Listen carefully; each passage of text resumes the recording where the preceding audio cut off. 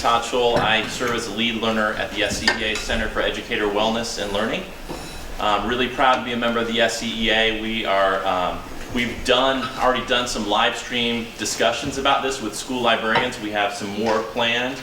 We're going to bring the DALO students on in November to have a conversation. We are the Professional Educators Association taking bold stances against censorship. We've really been trying to lead the way and help our educators. I want to take a moment to, before we start, to thank Coastal Carolina University, Lauren and Ellen, for hosting and collaborating with us. I want to thank DALO, the Freedom to Read Coalition, the American Civil Liberties Union of South Carolina, and of course the SCEA. When I was 16, I read a book called The Catcher in the Rye. For me, it was a very profound book and really turned me on to reading, and I really connected with Holden Caulfield. I found out that that was the most banned book from 1961 to 1982 in the United States. And I think about, if nobody fought against that, would I have had an opportunity to read that book and connect with that character? It was an important part of me growing up and becoming the person that I became, was connecting with that character. And I think about every book that's being banned and every young person that's going to miss out on an opportunity to connect with a character or connect with a story that can inspire them. And so this is a really important mission, and I want to ask you, are you ready to push back? Are you ready? Yes. Awesome. I want to tell you also a specific story working with the SCEA. I had a school librarian from the other side of the state reach out to me. She said that she was the victim of intimidation tactics. She had her emails under a FOIA request searched for certain terms, including DALO, including terms like equity, LGBTQ, things like that, including her deleted emails. In fact, there were a host of school librarians and educators that were searched that way. And this is all part of an intimidation tactic so that school librarians will feel intimidated by these groups trying to ban books. And what I'm hearing is that a lot of educators and school librarians are starting to self-censor without any type of legislation being in place. This is a very dangerous situation for us to be in, and it requires all of us to have a focused effort together, building a coalition to inform people about what's going on and push back against this. And the final thing I want to say is, I'm the father of 3 children. I care very much about their well-being, and I think we do need to honor and understand that parents do care about their kids and have an honest concern about what their kids experience, and we need to respect and honor that we have differences. What we have to do, though, is ensure that people are not imposing their moral values on us, and that people aren't diminishing the curricula that are in our schools where we're not getting the full truth of American history. And so today we're going to be having a conversation around that, but I hope that the conversation doesn't just end here. The idea is to take what we're discussing today and turn it into actionable items so that we can go out into the world and protect our students, protect our democracy. So at this time, I would like to introduce our amazing panelists. Jennifer Bartell Boykin is the Poet Laureate of the City of Columbia. She received the MFA in Poetry from the University of South Carolina. Her debut book of poetry, Traveling Mercy, will be released November 2023. Congratulations. Under the name Jennifer Bartell. An alumna of Agnes Scott College, Jennifer is an English teacher and is pursuing a Master of Library and Information Science degree at USC to become a school librarian. And you can reach her online at jenniferbartellpoet.com.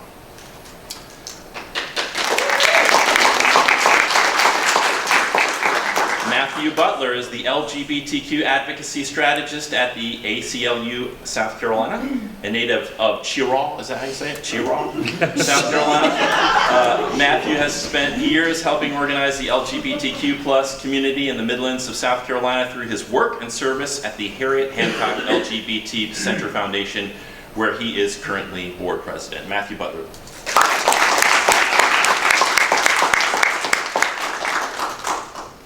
Sherry East, a friend and colleague, is president of the South Carolina Education Association, where she was elected and assumed office in 2018. She's a high school science teacher who began her teaching career at South Aiken High School and later moved to Rock Hill, where she taught at Rock Hill High School. Sherry Easton. And Josh Malkin, who appeared on the live stream with me, is a senior advocacy strategist at the ACLU South Carolina and a leader in the Freedom to Read South Carolina Coalition. He joined the ACLU SC in the fall of 2021. Prior to law school, Josh spent 5 years teaching middle school and high school math in New Orleans East. There he saw how American systems work in concert to maintain a racial hierarchy. Josh Malkin. I prepared some questions. I've sent it out to the panelists for them to review. I'm going to ask those questions, and we're going to ask them to limit their responses to about 3 to 4 minutes to make sure we hear from all the panelists. And then with time we have afterwards, we're going to take questions from the audience. I just want to, again, thank all of our panelists for being here and appreciate your passion for this subject. Let's start by clearly defining the problem we are trying to solve. When it comes to censoring books and curricula, what do you see as the most dangerous outcomes of these efforts for students, educators, and the community at large? And we'll start with Matthew. You know, thinking of the current slate of bans, you have, obviously there's the historical redaction that goes on with the denial of the realities of race in this country, and there's a specific focus as well on the denial of access for LGBTQ students. Specifically from that perspective, we have a majority. It's about representation. Being able to go to a library and pick up a book and see yourself reflected in those pages. And being able to utilize that information to imbibe of it to help you grow as an individual. There's a lot of LGBTQ folks. Yes, it's 2023, but the closet still exists. Families are still not supportive. There are many kids that have to go in the quiet and find these books to have access to information. To see themselves reflected, especially when they don't have that support of the family structure at home. It's an escape. It's a valve, a safe valve to engage in and to look at, to be represented. As far as the communities go, we lose so much in our communities when these books are taken off the shelf. I mean, there's an obsession in this country that's been around for probably as long as we've been a country. This country's just obsessed with sex. And I think about like all of this, folks, they like to call them like community standards. And when you build community standards around religious and moral values that aren't shared by everyone, you become kind of blind to some of those aspects of like sex. I say the country's obsessed with sex. We had the sexual revolution that separated sex and marriage. Yet you look at a book about 2 penguins raising a third penguin, and parents are upset because those penguins are married. Why are they upset because those penguins are married? Because they can't escape sex from marriage. They can't not see a sexual act or a sexual relationship. And that goes into a whole other issue of just the relationships in this country. I mean, kids these days are having enough problems trying to establish just friendships, let alone going into some sort of romantic erotic relationship. So I don't want to babble on, but I mean, this is just kind of a perspective of, where things are, To me, it's about stories and voices being silenced, being ignored and disrespected. As Matthew just said, all of our students need mirrors and windows. So they need those books that are about themselves or have people who look like them. They also need the books about people who are different from them, because that's how we learn from each other. That's how we connect. That's how we grow. And so much empathy is in the act of reading. You can build a lot of those social skills, and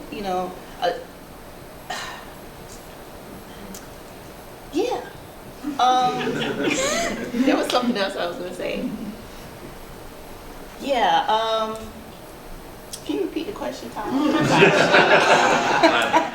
So we're defining the problem. What are some of the most dangerous outcomes of these efforts to censor for students, educators, and community? Okay, yeah. Stories being silenced and lies being told also. There's a lot of, so the truth is being suppressed, lies are being told, and voices are being silenced. And when we have that happen in a democracy, we are in trouble. Yeah, so the way, in my experience, there are really two types of book bans. There's one that's just driven by explicit prejudice, right? So you have, all right, this children's book has queer characters, that's pornography, it can't be in a library. This book has a black author or a black protagonist, and therefore it's Marxist indoctrination. And that is doing direct harm to children who are coming from marginalized communities. I have a hard time having that conversation with folks because it's just so far past the point of reason that I can get to. So direct harm to children. The second type of book ban focuses on content that some folks, I think, sometimes reasonably believe to be age inappropriate. These are bans that target books with sexual content, sexual violence, drug use, mental health, gun violence, right? And like the harm being done there is those dangerous elements of our society are not going to be taken away from our children's lives, and books are actually a safe avenue with which students can interact with these societal problems and learn how to safely navigate the obstacles and dangers that inevitably lie ahead for far too many. Right? Book ban 1, book ban 2, both dangerous. And to piggyback off of Jennifer, I think they both go to what might even be a larger problem. The threat to democracy that comes when one group of people believe that they can determine what information is available for all of society. To me, that's just a fundamental attack on one of the core premises of democracy.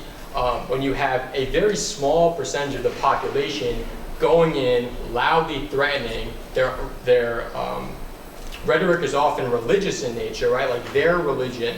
So their religious beliefs, their narrow worldview should determine what information is available to all students, to all South Carolinians. I don't know how we characterize that as anything but just a core attack on American democracy. Wow. I think about this too much. What I have left, I think who gets the danger in this, number one, we already have a teacher shortage in South Carolina. Right. And so more teachers will leave because they feel attacked.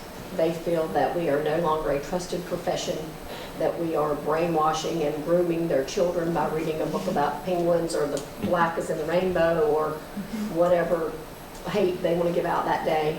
And so a lot of teachers, they've called and said, hey, I'm just wondering, can I read a book about Martin Luther King? And I was like, what? I said, well, why? Okay, what grade do you teach? Because I teach high school science. I'm like, well, why? If I can fit it in my lesson, sure, I'm reading about Martin Luther King. She said, well, I'm an elementary teacher. I do read alouds. I said, absolutely.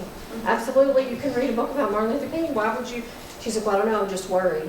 So I think the danger in all of this is the self-censorship, that teachers are so afraid that someone's going to fuss at them and be angry with them, that they're not going to do anything controversial. Even Martin Luther King children's book shouldn't be controversial. You shouldn't have to call me and ask me if you can read that. So I think our students are going to be shortchanged. Our students are not going to get the facts. They're not going to get the real history or be exposed to things that will make them think and be better human beings. Right. Yes. Thank you so much for that. Yeah, at the SCEA, we were fortunate to go around and talk with a variety of educators across the state and school librarians. I was having a conversation with a school librarian, and he was saying that a lot of the books that feature transgender characters get put in a restricted section. So then when a transgender student comes in to ask for the book, What are they telling them? Well, you can get the book, but it's in the restricted section, which is what message is that giving that student about their identity? There's these subtle ways, not so subtle ways, that censorship is impacting young people and educators in really destructive ways. And as Sherry mentioned, I hear, indoctrinator, Marxist, groomer, we hear that all the time, and we've really got to set the record straight on that.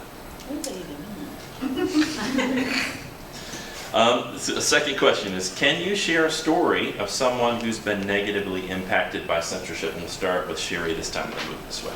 Okay, I have this one ready. It's my number one question I did my homework on.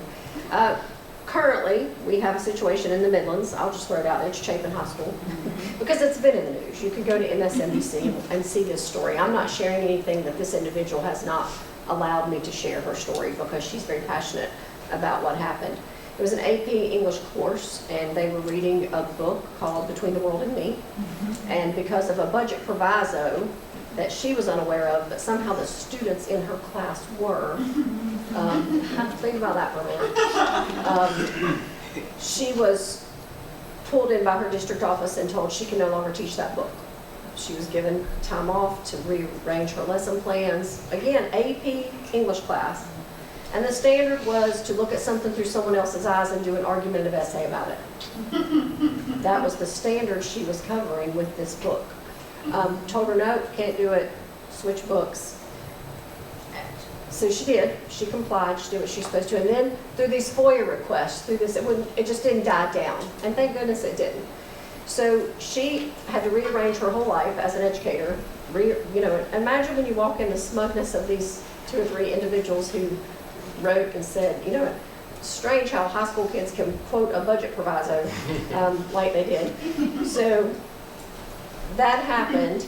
And so now that's turned into a big thing in that school district. And even if, because of the budget proviso, you're going to have districts that are afraid not to bow to the parent and say the parent should be involved because there's money on the line. So if parents are upset about something and they say, hey, our children don't feel comfortable reading this book, we want the teacher to do something else. That's what's going to happen. Again, pushing more teachers out of the profession, or why would young people want to enter the profession, knowing that that can happen at any time. My students get to tell me what I'm going to teach you because I don't feel comfortable.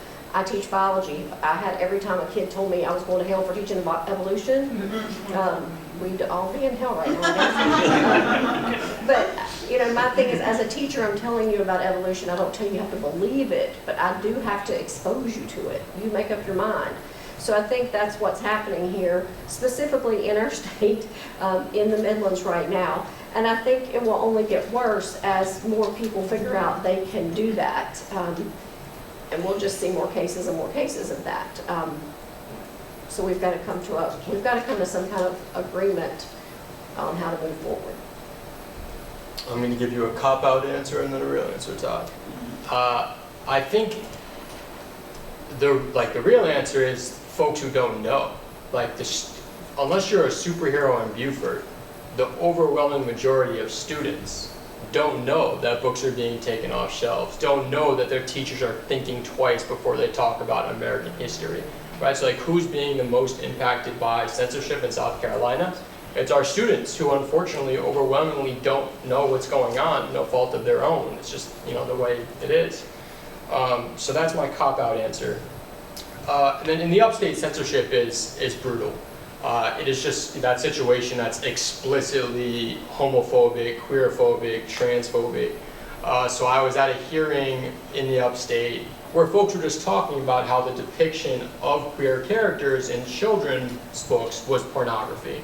Right? Just a really harmful, hateful, disgusting message.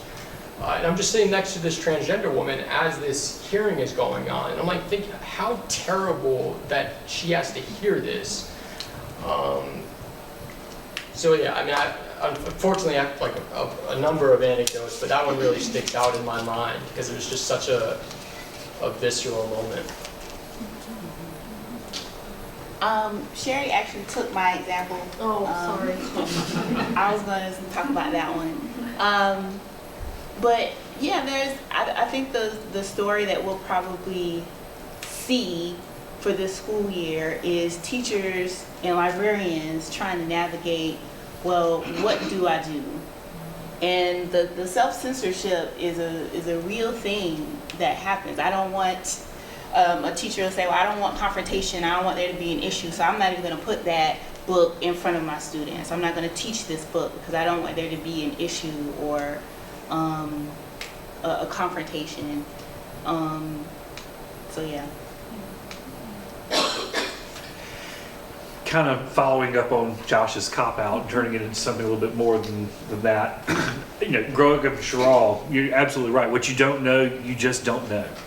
And I remember growing up, I knew I was gay at a very young age, but I didn't see anything in the school library that would give me any sort of indication or support or outlet or anything to review or reflect upon.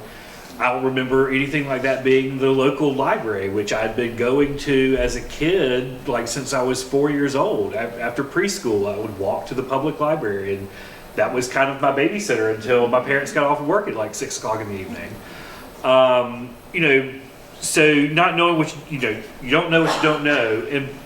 But on a positive kind of spin to this is I do work with an organization, an LGBTQ organization that does a lot of work with kids. There's a whole youth group. They are representing a lot of high school students from around the Midlands. And we do give them access to information in the books.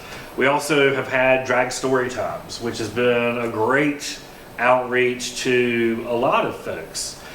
But, and I say this because you've got those folks who attend, many of them straight allies, and their kids, are kids, and they, you don't sexualize children, so the story is fine. It's just a lovely story. And even these teenagers, but I think who are we missing? Because the kids that come to our center are ones where, for the most part, their parents support them, the parents love them, and they're aware. If not, like it's a friend of the family who, we're not talking to your mom and dad about this, but I'm going to drop you off, or someone's kind of skirting around and going to a friend's house and being dropped off. But it's those kids that just don't know, and whose parents don't support them. Those kids that we're missing, that are really they're losing out on all this. And whether that's they're trans identified, which most of the kids that go to our center are, or not, they're missing out.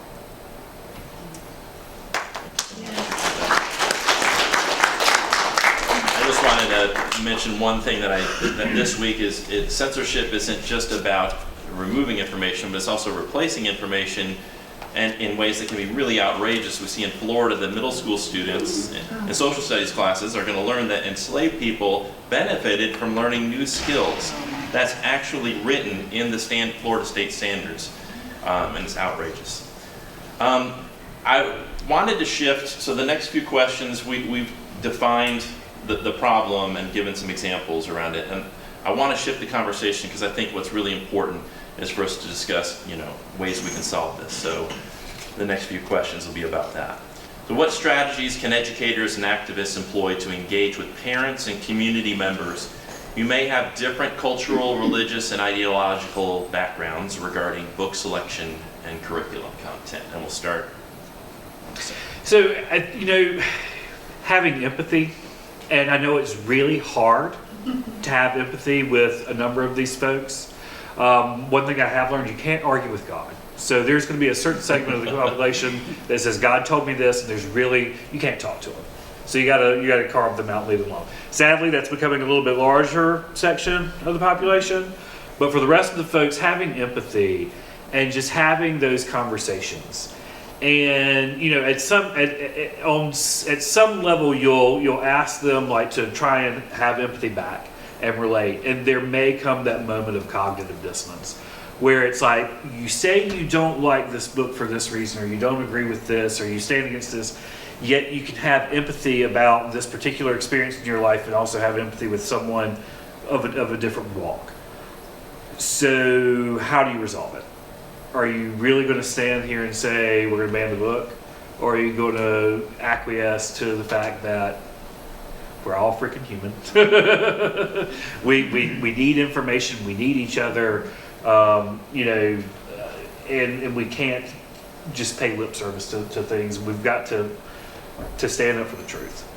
So I think it really can, just having those conversations with folks with empathy. That's on a one-to-one basis. I think organizing, you know, generally is a great idea. The kids at Daylo have kind of led the charge and given a model that's already there. The Freedom to Read Coalition that Josh works with is another model, a great model that folks can emulate. You know, but no one needs to swoop in. This can all be organic from your own community. Just recognizing those folks that show interest and just kind of galvanizing around that and marching forward. I agree with that. Having a conversation and also using the toolkit, the Get Ready, Stay Ready toolkit, and there's a lot of resources, you know, the American Library Association, Pan America, they have a lot of resources on their websites as well. But trying to have a conversation and being proactive. So if you are a parent and your child is in a school, and you can say to your teacher, like, hey, I support your decisions that you make, your book selections. What are some books that you're not going to be able to get to in your classroom that my child needs to read at this level? Just things like that you can do to support the educators in your life. And the same thing with the librarians. Ask them, what's going on with the book bans? Have you had a lot of book bans happen? What can I do to support you? So reaching out, having a conversation, reaching out and trying to build bridges and see how you can help before things kind of blow up and get big. Being proactive instead of reactive about it. Well, I was going to say, to kind of just spin off the empathy thing, I focus on empathy as opposed to facts, because a lot of folks are so certain and will hold so close to the facts that they know that really actually inhibits the conversation and inhibits folks from actually coming around to your point of view. So shockingly, you can't use facts, you have to go the emotional route.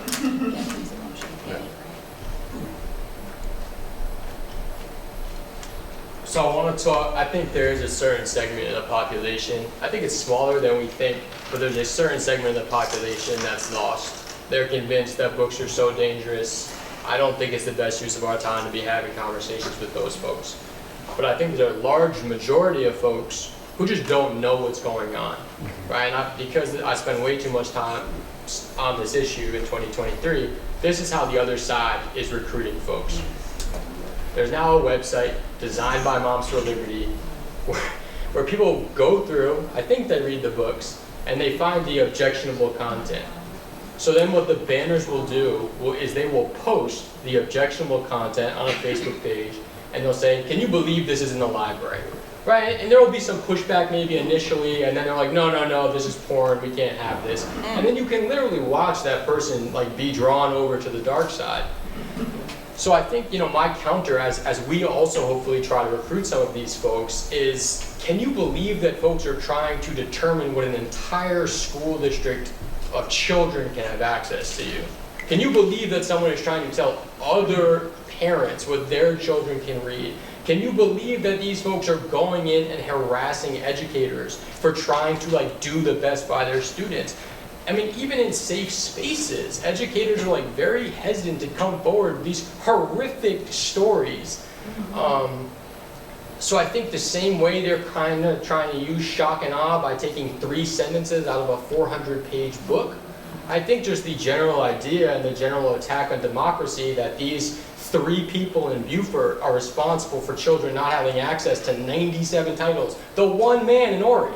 It's one man. He's proud about it. He submitted 70 titles, and because of his complaints, there are now 21 books that are either outright banned or banned via restricted access. So this one man has determined what every single child in Ori can read.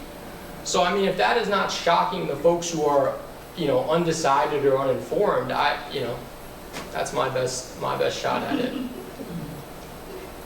And follow Josh on Freedom to Read Coalition is your best thing. I think the number one thing is we have to start communicating and support those in the trenches, our media specialists, our librarians, our teachers, our children who are standing up for the right to read books, and be a straight ally.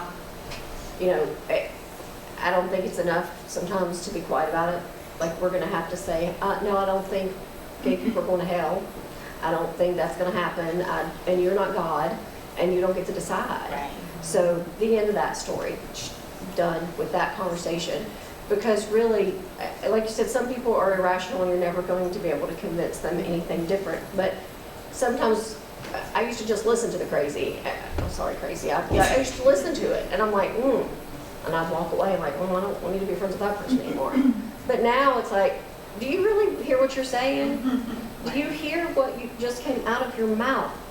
I've grown up with you my whole life, and you're not this person. Like, where did you get this from? Like, who has told you this? And so you have to have that conversation with folks that you love and care about to say, I don't think you're going down the right path either. Here, let's talk about this. So you think no, your way of thinking is also not working for me right now. So I think it's important for us to stand up for all the communities that are being attacked, because it's not okay to just be quiet.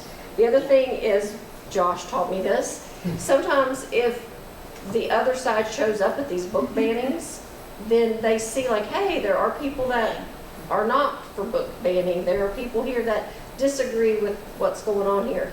And the people that make those decisions, that sit on those boards, the school boards, the town councils, the city councils, they need to see us there too.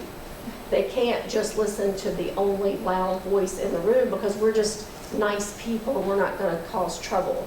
Well, you need to go. It's time. Like, you have to go speak up and cause a little trouble, because they're getting all the play. And people who, it's an election year, people who they hear the voices from the most, that's who's, oh, well, my constituents said this. I had a legislator tell me, like, Sherry, I know y'all not teaching that CRT, I know, but my constituents, they're going to expect me to vote against. I'm like, what? You just told me, it's not happening. Well, yeah, but, I got a base, I got, like, So there's where his constituents needed to hear from the other side instead of just one side. So I would say my thing is to communicate, support, speak up, speak out, and it's got to be to the ears of the policymakers, your legislators, your county councils, your school boards, all of those folks that are making decisions about our libraries and our books have to hear from all of us.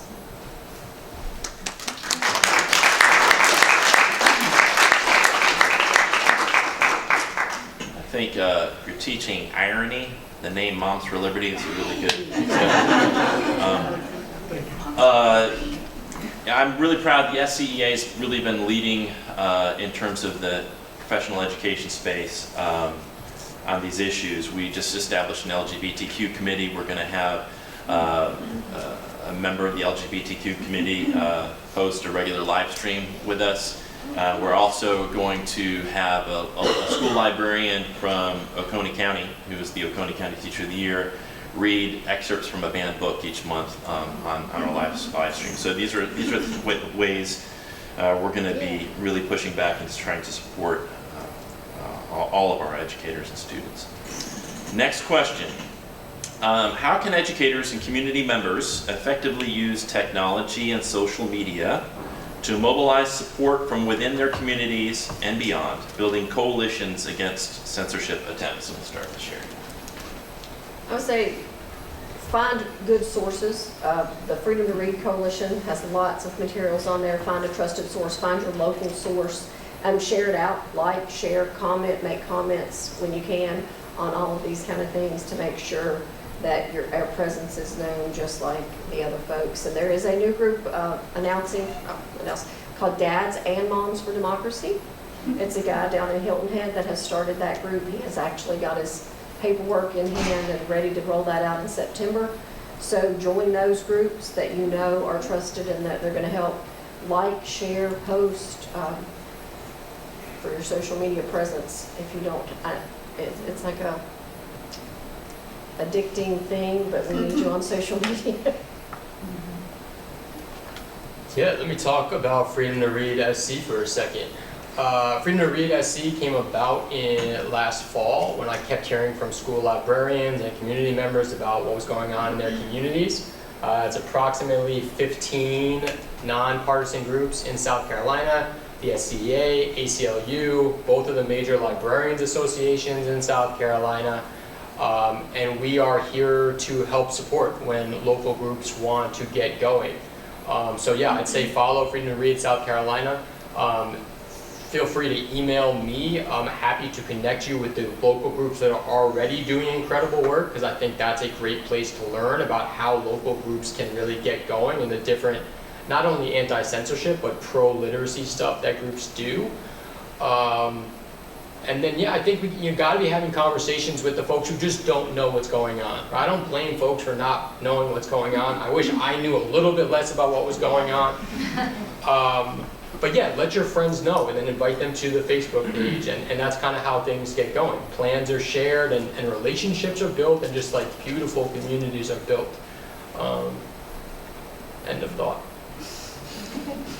Yeah, just to add on to what Sherry and Josh said, another way to kind of build that awareness on social media is to post your favorite banned book and say, this book was banned and this is why it was banned, and start a conversation about that banned book.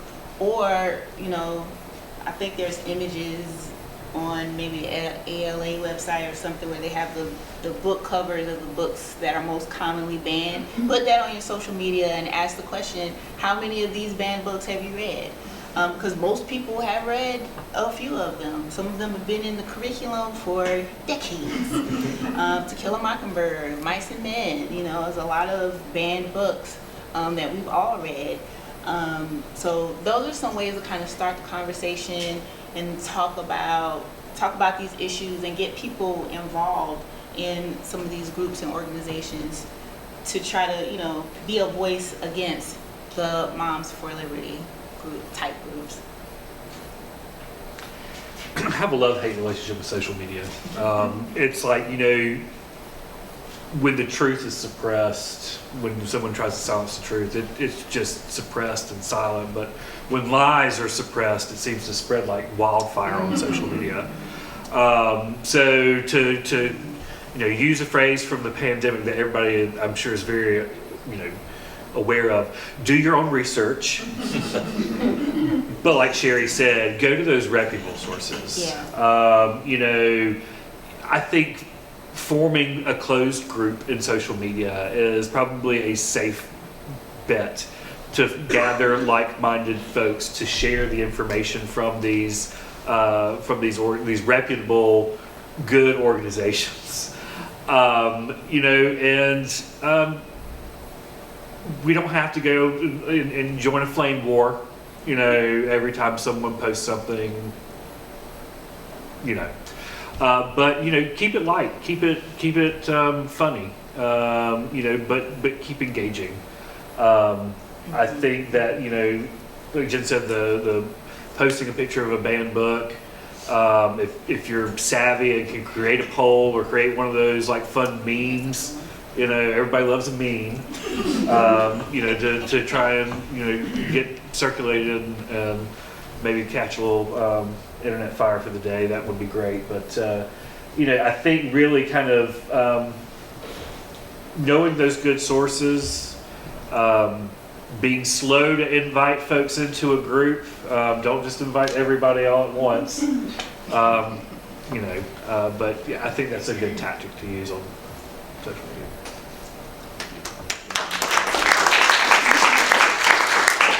I'd like to invite everybody here, if you haven't connected with the SCEA, this is a shameless plug. You can connect with us on social medias, on Facebook, and it's not Twitter because that's X now. Whatever. You can connect with us on the at the SCEA. So find us online. My final question, and then we'll take some audience questions. What resources and organizations are available to support educators and community members in defending intellectual freedom and combating censorship? And how can they effectively leverage these resources in their advocacy efforts? And what can folks in this room do to start a pro-literacy, freedom to read, pro-public education group in Horry County? We'll start over here. Talk to Josh Malkin. He's allegedly on vacation today, but that doesn't really matter. No, I can't sing the praises of my colleague enough for the work that he's done and the folks in the SCEA have done. But one of the things that we like to teach, that we preach and teach at the ACLU is, advocate from your comfort level and lead from where you are. Lead from where you are and advocate from your comfort level. So, that whole closed group thing, getting folks together, newsletters, all this, it's really key. But when all else fails, call Josh Malkin. Will you give them my cell phone? I've got his cell phone number and I'm happy to hand it out. I would say we've already kind of discussed some of the great resources that are available online. The Get Ready, Stay Ready Toolkit is a good one. And also, DALO. Check out DALO. What they've done, you're talking about how to get something started in Horry County. DALO is the blueprint, in my opinion, for how you can get students and also adults involved in being active, going to board meetings, speaking out against banned books. So I highly recommend DALO. Shameless plug. So I've had the privilege of being in rooms like this across the state, which turn out to be like the birthing place for incredible local advocacy. And really inhospitable parts of the state as well. Like there are groups in Anderson County and Pickens County and Greenville and Spartanburg. So my hope for you all here is, maybe there, is some group of people in this room who are kind of ready to take the next step and either start an email thread or a Facebook group where you can talk about what next steps are. And just want to keep in mind that we're only losing if we're not fighting back, and winning looks different depending on where you are. So in Greenville, for example, the fact that they've kept explicitly transphobic policies from becoming law for over a year, that's winning in Greenville right now. And as discouraged as folks get in Greenville, understandably, your county, your local decision makers kind of unfortunately set the parameters of what winning is. But we're only losing if we're not fighting the fight and setting the moral record. Josh. We should just have his number up on that. I would say we in the SCEA, if you are an educator or if you have contact with an educator, we have something called a help desk. Our members have access to legal advice. They have access to, I think, the best lawyers in the state. And what is very sad for me sometimes is when they call and they're on administrative leave. Thank goodness our Chapin teacher, she hasn't lost her job. And I say that and I always say, yet. Yeah. And she knows that, yet. And she's nervous as well going back into this school year. So that is the peace of mind for her and our members that I know they have the legal protections that they need. The saddest thing I hear sometimes is when teachers call me and they've already been put on leave and it's after the fact. And this is going to be my shameless plug, but the truth. You can't call Nationwide after you wreck your car and ask them to replace your bumper. Just like our association, once you're on administrative leave and you're going down that path, we can't offer you the legal services we would have to someone who was a member prior to. So reach out to those folks that you feel are in the fire that could get caught up in the crosshairs of some of this stuff and make sure they're a member. And with Todd J, we can sign you up today or get more information. Our educators need to feel that protection. Unfortunately, I'm sad that I even have to say that, but it's the truth right now. And so we want to make sure that our teachers know what legal protections they have. And then I was at a Call Me Mr. program at Clemson last week, and Dr. Jones came up and he reminded me that there's a lawsuit in Pickens, and this is going to be tacky or tasteful. He said, "And Sherry, it's white people." And I said, "Really, Dr. Jones?" He said, "Yeah, you guys are going to have to take that. Like, it's, you know." And so I thought, what, you know, because we have a great relationship, but Dr. Jones wanted me to know that, you know, it's going to take all of us. It's going to take everybody to stand up for the books that are written by our people of color. And so he was very excited, and he thinks the Pickens thing will move. And so whatever's going on in Pickens, there is a lawsuit. So it's time that we're going to have to push back. So if it's going to take that, if that's what it's going to take to get our lawmakers' attentions, if we have to go down that route, then Josh is a lawyer. For the people that aren't educators, there are other legal avenues that are out there. For the educators, you know, my best bet for you is the SCEA. We want to make sure that you don't feel intimidated or bullied or harassed or any work-safe things that can happen. And I go back to elections. I mean, because we're one election away from either side of it. We've seen school boards. I'll throw Berkeley County out there. Berkeley County got a bunch of new school board members in 2 years ago. Things were running great.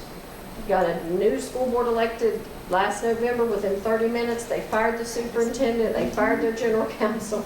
They've been on a massive destructive path ever since. And just this week, we found out they've put in a book list of 85 books to be banned in Berkeley County. That's supposed to come up at their next. So what I do, I call Josh. Josh, have you heard what's happening?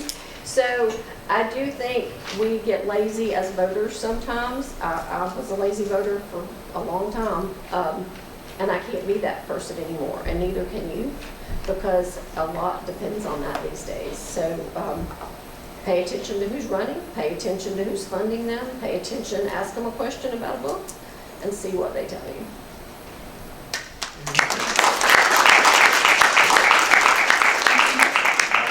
That no matter where you are in South Carolina, your voice is important. No matter where you are, we need to stand up against oppression and for freedom. You know, we can try that in a small town.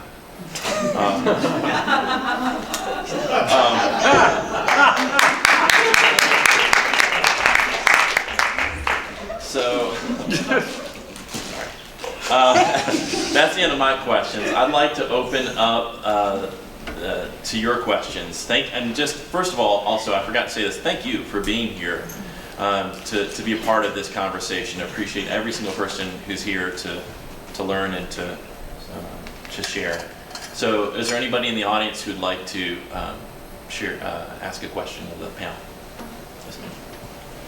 If you'll stand, if you'll say your name and then your question. Good evening.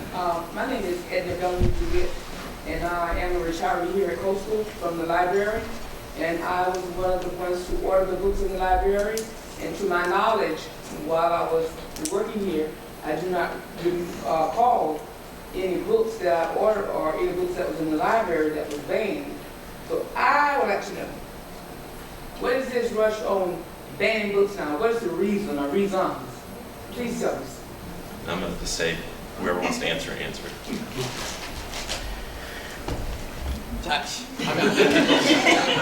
think everybody's got an opinion about it. I think that, I mean, they're on record, the leaders of some of these conservative groups, radical conservative groups, saying they like to throw things at the wall to see what sticks, right? So if you remember a few years ago when we had that craze of their children using litter boxes in the classroom, right? Everyone was like, that's the most absurd thing I've ever heard. But that's an attempt to see if it would stick, right? And luckily that one didn't stick. But right now we're in the process of seeing if this book ban attack on books will stick for the base. And you know, they're great at messaging things. So framing things is, this is an attack on our children's innocence. We need to protect our, it's smart messaging. Yeah, I think they just need things to keep their base fired up, and unfortunately, you know, what is that right now? It's attacking children from marginalized communities. Kind of to further what Josh said, I mean, you know, it is about the base. This is essentially the beginnings of a power grab. The same groups are organizing. You've got the Moms for Liberty. They're taking a page right out of the 1980 Reagan playbook, which is we got to start at the school board. So these folks who are more right than Attila the Hun are coming after the school boards, and it's probably for a larger agenda. And they are seeing what sticks, because fear is sexy. Fear sells. Fear drives folks to the polls. Emotion.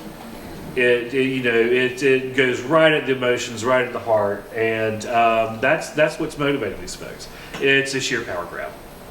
So, I would anticipate that as these things stick, if we're not standing up against them, in our rural counties and our urban counties and counties with lots of local born or counties with lots of folks from elsewhere, you're going to see these groups grow, and they're going to try and seize more school district seats. The Berkeley County School District was a takeover.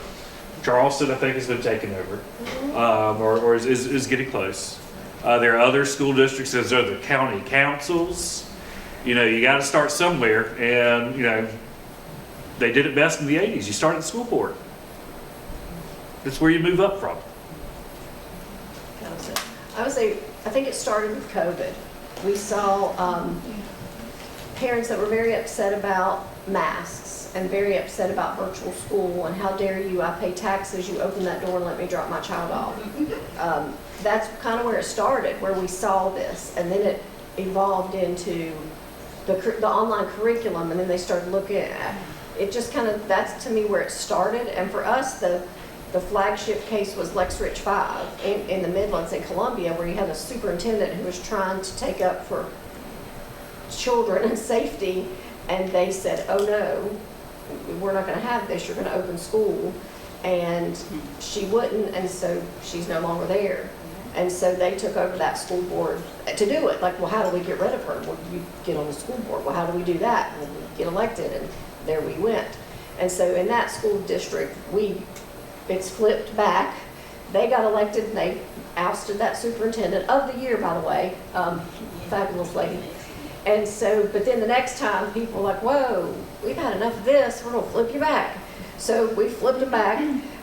So it's, like I said, it's one election away. You're flipping them, you're unflipping them. So we really need to get good, honest people elected to these school boards is where I saw it rise. It started during the COVID era of my freedoms and my rights to live as I want. Those groups were co-opted by lots of money. I mean, the Moms for Liberty group out of Florida. Another part of that, that comes from COVID too, I think is, this whole concept of, oh, my child read this book and now my child feels guilty about being white, or my child feels uncomfortable about being white. Welcome to education, right? If you're not uncomfortable, or if you don't have some type of emotion when you are in the process of learning, then you're not probably learning anything. So the idea that if a book is by a black person, or if a book has black people in it, it's, what did Josh say? Marxist? Black books are Marxist? What? So there are some that are, but not all of them, right? So it's just, it's a blatant attempt at erasure. And it also is like, all of the kids at the school are not white. At our public schools, we serve diverse groups of kids. Black kids, Hispanic kids, Asian kids. It's not all white kids who are at these schools. And to pretend like, oh, only my kids matter, your kids don't matter. We can talk about your kids learning about enslaved people benefiting from slavery. That's not, how do you think that's gonna make a black child feel? Do we care? Do they care about how a black child feels, right? So, yeah, it's just that CRT, they put that CRT label on everything. Oh, black people in it, CRT. Oh, it's by a black person, CRT. That's not what critical race theory is in real life. It's not, that's not what it is, but they've co-opted what it means, and they just got on that bandwagon, and they're just going away. And it's really frightening how many people just believe, we're just talking about the lies. A lot of people just believe the lie without thinking about, like, hold on, we're banning books about Mae Jemison, the astronaut, the black astronaut, the first black female astronaut. Like, why? Smart. Right. I'd like to just add that that I saw the movie Oppenheimer last week, and to silence him, they charged him with being a communist, right? So this has been a tactic that's been going on for a long time. Is anytime somebody makes a political point that you don't agree with it becomes Marxist or communist. Which, first of all, last time I checked, like being socialist isn't illegal. Shouldn't be illegal in this country, or to even express that, which is weird. But the conflation of, like, anytime you say, like, Grapes of Wrath was, associated with communism. So, like, anytime you're looking out for poor people or looking out for, marginalized communities, that somehow that's conflated with Marxism is a real problem, and something we've got to be clear on and push back against vigorously. So. Just a logistical thought at the State House. So the CRT craze came first, right? And in that first year, it passed in most states. And because groups like the SCEA, the ACLU, and folks out in community fought like hell, that bill didn't pass last year, right? So while it passed in most states, and the grandmom is up there being like, all right, what's next? How do we attack public education from another angle? The book ban bill went through in a lot of states, right? They passed CRT, what's next? All right, we have to criminalize librarians. All right, cool. We still don't have that CRT law on the books. It's nearly there, unfortunately. We're gonna keep on fighting until it's across the finish line and hope that we can stop it. But from a practical standpoint, our legislature, as much as it pains me to say this, there are a lot of reasonable folks up there. And they don't want to pass the censorship bill. They hear that loud, 10 to 12% of their constituency, but they don't want to do it. They see it for what it is. So I don't think they're going to do 2 in 1 year.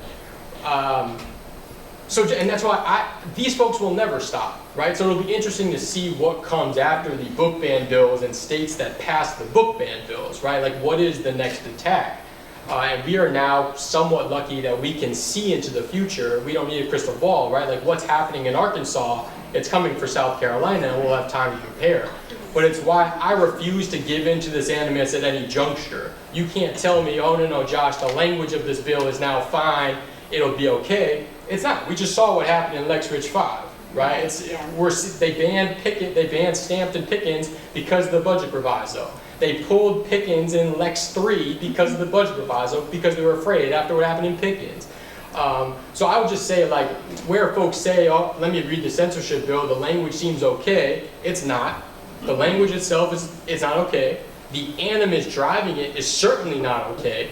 And if we don't collectively stand up to it at every single juncture, it's just what's next. And as Sherry's alluded to, the interpretation of it, too, by the teachers creates an atmosphere of self-censorship. Thanks to all of you. Yeah. Thank you.